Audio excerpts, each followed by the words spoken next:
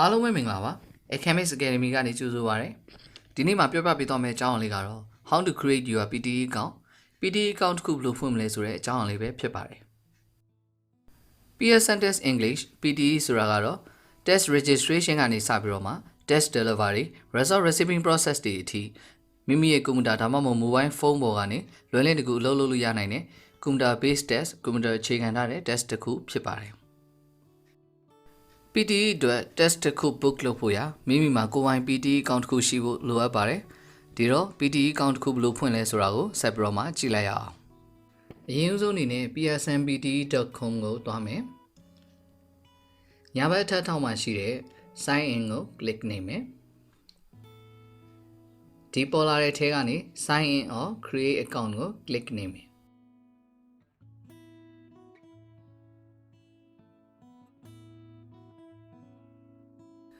အကောင့်ရှိပြီးသားလူတွေကတော့ username နဲ့ password ကိုထည့်ပြီးတော့မှ login ဝင်လို့ရတယ်။အခုကအကောင့်မရှိသေးတဲ့လူတွေအတွက်ကတော့ sign up လုပ်မယ်။ sign up ကို click နေမယ်။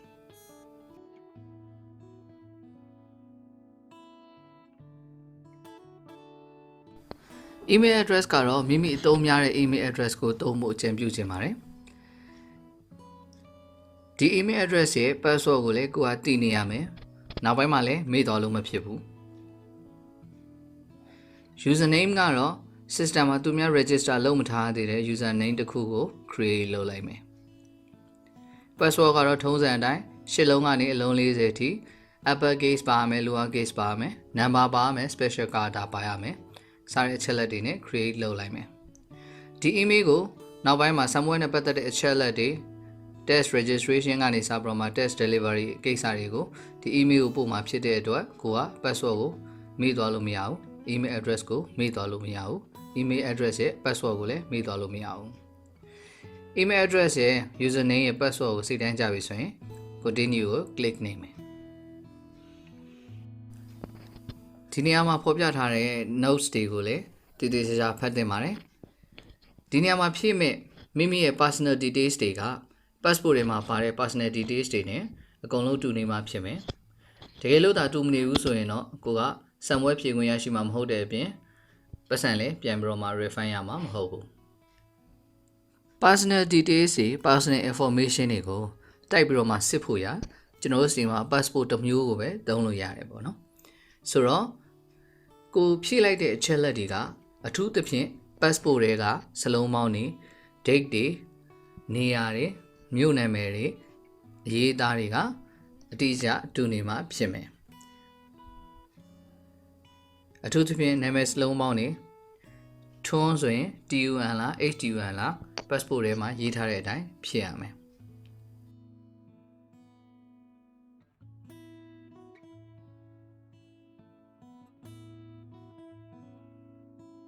ဒီအောက်က box နှစ်ခုကတော့ option နဲ့ဖြစ်တယ်မိမိက PTE ရဲ့ product တွေ service တွေသတင်းအချက်အလက်အသစ်တွေကိုလေ့လာခြင်းနဲ့သူတို့ပို့ပေးစေခြင်းနဲ့ဆိုရင်တော့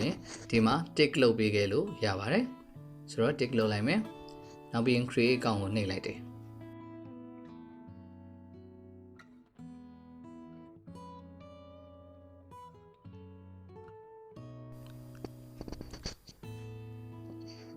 create account လုပ်ပြီးလို့ရှိရင်နောက်ထပ်တစ်ဆင့်လုပ်ဆက်ရှိတာကတော့ email နဲ့ verify လုပ်တာဖြစ်ပါတယ် PSM ကနေ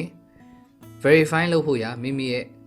register လုပ်ထားတဲ့ email address တွေကို email တစ်စောင်ပို့လိုက်လိမ့်မယ်လက်ရှိမှာတော့ email နဲ့ဆောင်ဝင်ထားတဲ့ account create လုပ်ထားတဲ့ဆိုတဲ့အကြောင်းနဲ့ verify လုပ်ဖို့ဆိုတဲ့အကြောင်းဆိုတော့ကိုက verify လုပ်မှာဖြစ်တဲ့အတွက် verify your email address ပါတဲ့ email ကို click နှိပ်လိုက်တယ်နောက်ပြီးရင်ဒီမှာပါတဲ့ verify your email ဆိုတဲ့ button လေးကို click နှိပ်မယ်ဆိုတော့ဒါဆိုရင် verify ဖြစ်သွားပါပြီ personal information တွေဖြည့်ရရှိသေးတဲ့အတွက် PTE account ကိုပြန်သွားမယ်ဒီမှာကြည့်လိုက်ရင်တွေ့ပါပြီ create account ကလည်း tick ဖြစ်သွားပြီ verify email ကလည်း tick ဖြစ်သွားပြီနောက်ပြီးတော့မှ profile ကို complete လုပ်မယ်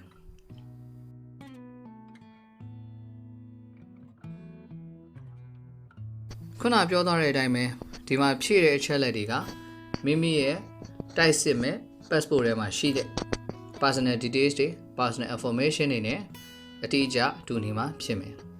မဟုတ်ဘူးဆိုရင်မိမိက somewhere ခန်းထဲကိုဝင်ဝင်ရမှာမဟုတ်ဘူး somewhere ဖြည့်ဆို့ဝင်ရမှာမဟုတ်ဘူးအဲ့ဒါအပြင်ပတ်စံလဲ reference ပြန်ရမှာမဟုတ်ပါဘူးဒီတာရီအားလုံးစဉ်းသင်ဖြစ်ပြီဆိုရင် next ကို click နိုင်မယ်ဒီစာမျက်နှာကလည်းမိမိရဲ့ personal information တွေကို set pro မှာဖြည့်ရတာဖြစ်တယ်မိမိရဲ့နေရာလိပ်စာတွေဖုန်းနံပါတ်တွေစတဲ့ဟာတွေပေါ့နော်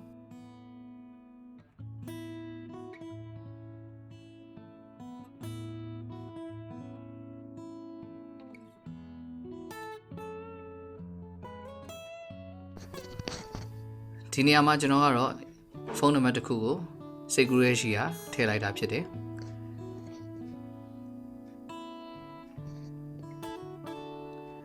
ဒီအောက်မှာပါတဲ့ box နှစ်ခုကတော့ကိုက special arrangement လိုတဲ့လူတယောက်လားဆိုတာကို tick လုပ်ခိုင်းတာဖြစ်တယ်ဒီမှာနည်းနည်း trick ရှိတာကတော့ပထမတစ်ခုက yes I am ready to book and do not require a special arrangement ဆိုတော့ကိုက special arrangement မလိုဘူးဆိုရင်အပေါ် yes ကိုနှိပ်မယ်လိုတယ်ဆိုရင် no ကိုနှိပ်မယ်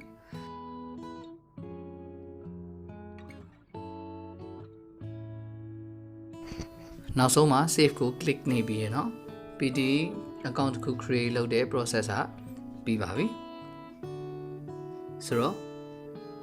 အားလုံးပဲလိုက်လုပ်ကြည့်ရတာလွယ်လိမ့်မယ်လို့ထင်ပါတယ်အားလုံးကိုကျေးဇူးတင်ပါတယ်